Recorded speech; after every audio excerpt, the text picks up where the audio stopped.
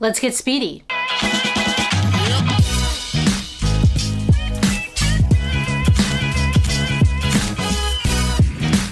Good morning, YouTube. What's up, everybody? I hope you're safe and healthy and happy and doing okay. Today we are talking about a shoe that is usually a pretty big hit amongst all of you, and previous versions of this shoe have been a big hit with myself as well. So I am really excited to talk about the Saucony Endorphin Speed 4 today. Before we do a deep dive on the good, the bad, and the definitely not ugly of the Saucony Endorphin Speed 4, I do want to thank all of you who subscribed to the channel recently, because we just hit 20K subscribers, which is super exciting. I never thought in a million trillion years, when I made this channel back in 2019, that I would ever have this many subscribers, and we just want to keep climbing up. We just want to keep getting as many as we can. So if you have not subscribed yet, please go ahead and do so. I post one video a week here usually on YouTube, and if you're not following me on Instagram at RunLikeHeller, go do that as well. I post way more content on there: shoe content, running content, life content, all the content you could possibly want if one video a week on YouTube is not enough. But enough rambling, let's go and talk about the shoe. Every year I feel like the Saucony Endorphin Speed and the Endorphin Pro are big shoes that people look out for and what their updates are going to bring to the table. Today's video, as you can see, is going to focus on the Speed 4. However, I will also be doing a video on the Pro 4 once I get more miles in that. But I was pretty excited to test out the Endorphin Speed 4 for a number of reasons. The first one being, when this shoe first came out in 2020, the Endorphin Speed 1, I was hooked. It was like one of my favorite shoes, and actually I think, now that I remember correctly, it won my best shoe of 2020. Like, it was just that good. And the reason behind that was that we weren't really seeing a ton of super trainers at that time period. As the years went on, other brands caught on to this and they made their own versions of these super trainers. And to be honest with you, the 2 and the 3 of the Endorphin Speed just weren't my favorite shoes. I just didn't feel that magic that I did in the 1. It just could not be duplicated. So here we are now with the 4 in my hands here. And of course, the question that you'll have for me and that I want to answer myself is, does this shoe bring back the magic of the first version? We have a couple different things here that have been updated, and we're going to talk all about that today. But first, of course, you got to watch the run footage, where I will also put the specs.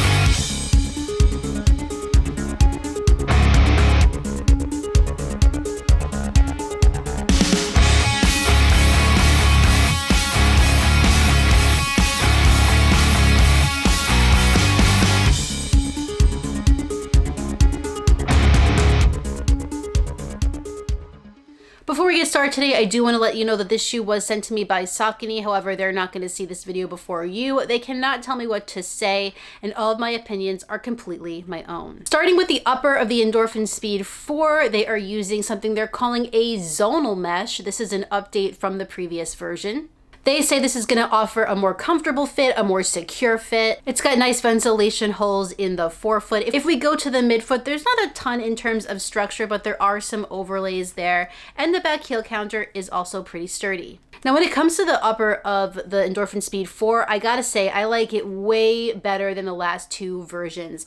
I believe I liked the Endorphin Speed 1's upper just fine, but I didn't really love the 2's upper, and the 3 was kind of meh. This is an upper that I can get down with. The materials that they're using are just more comfortable. They feel softer on the top of my foot. It has nice breathability, and I just love the way it wraps around my foot in that midfoot area. It's nice and snug, but it's not rigid, so it should be accommodating to various different types of feet. It just feels like a hug for my foot without being a claustrophobic bear hug. It's like a nice warm hug. The tongue is also pretty comfortable, and it is gusseted, and we have just enough padding around this ankle collar, nothing crazy, which is exactly how I like it. I've had no hot spots, blisters, or irritation in the Saucony Endorphin Speed 4's upper, and I think it is a stellar update from the previous versions. This is probably, out of all 4 of them now.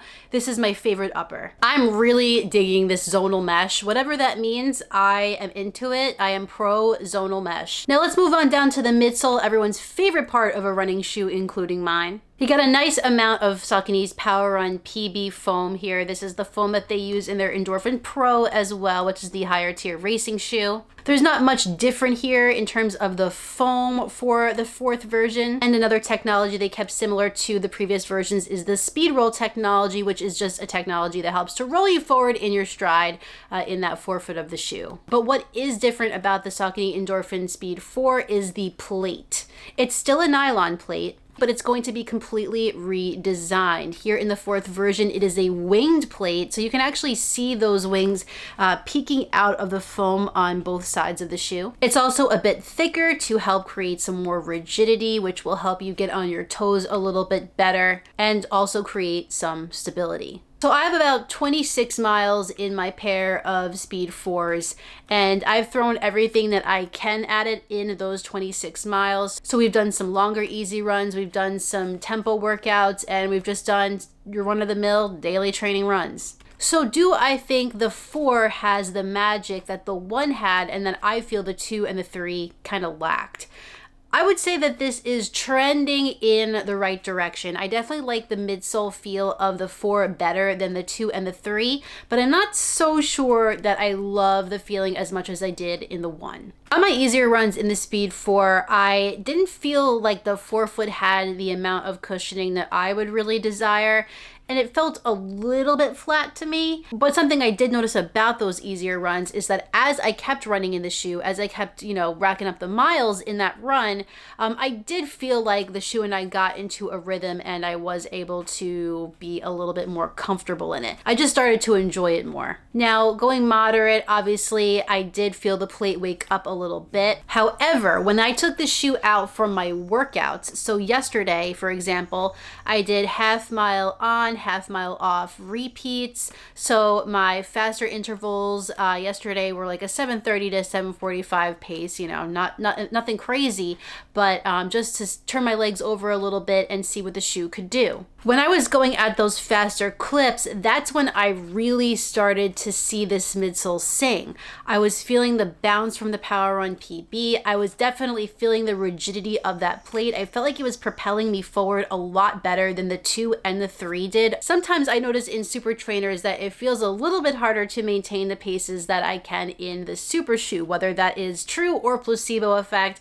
I don't know. However, I will say in the Speed 4 here, I didn't really feel like that. Once I got up to the pace that I wanted for that interval, I was able to hold it pretty fine, and I didn't feel like the shoe was weighing me down or causing me to have to slow down at all. I felt like it was working with me to achieve the goal that I wanted, and that's really all I can ask for. I think the game changer here is definitely in that winged plate, the stiffness of it. And just so you know, it's not totally stiff like a carbon plate is, but it is a bit stiffer than, the 2 and the 3 were, and probably even the 1. I think if you were a little disappointed with the Endorphin Speed 3, you thought that they went too far in the daily trainer direction, you might be happy with the Endorphin Speed 4, because while this certainly does have daily trainer traits, I think they pulled it a little back towards the speed day realm of things, and that's what I liked it for best. So while the Speed 4's midsole might not be my everyday midsole, I do think I will be getting more use out of it than I have the 2 and the 3.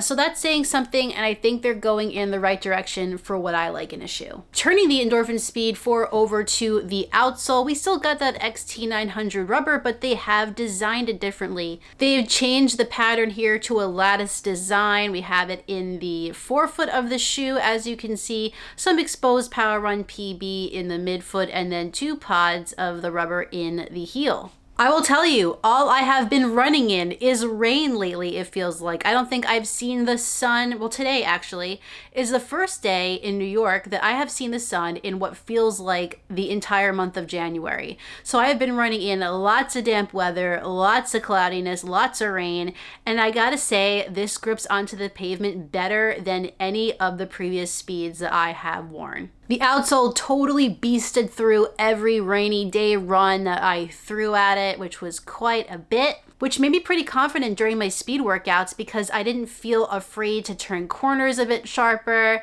I just felt more confident out there. So I was super pleased with this update. It also looks like after 26 miles that there's no real signs of wear here. It's all holding up nice. The exposed foam, while discolored, is not frayed or suffering at all. And yeah, I think this was a needed upgrade and one that they did a really nice job with. The Saucony Endorphin Speed 4 is $169.95 on runningwarehouse.com, which, yes, I know is not exactly cheap for a running shoe. However, super trainers are kind of in that realm now, and I think if you are a fan of the Speed series of shoes, you will enjoy the 4 just as much. If you're interested in picking up your own pair of the Saucony Endorphin Speed 4, I will put links in the description of this video. Click those and just pick up your own pair. Keep in mind, these are affiliate links with Running Warehouse. However, it doesn't mean much for you. It just helps out my channel so I can keep making these videos. Honestly, if I was between buying a discounted 3 and buying a brand new 4, I would 100% go with the 4. I like this a lot better than the 2 and the 3.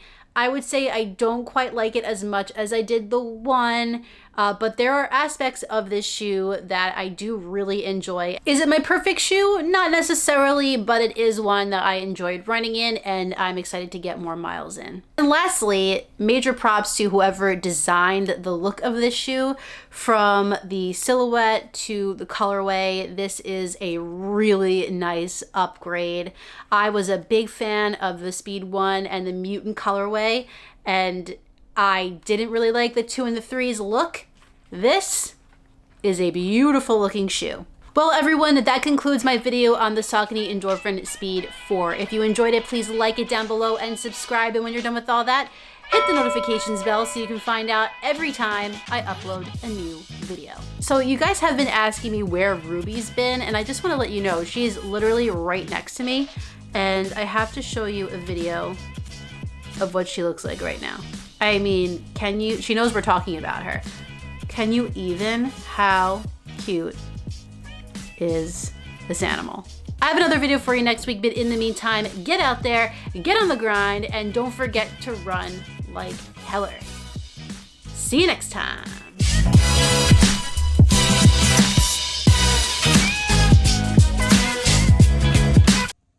What are you doing? Are those your tissues? That's very nice. Good night. Sleep tight.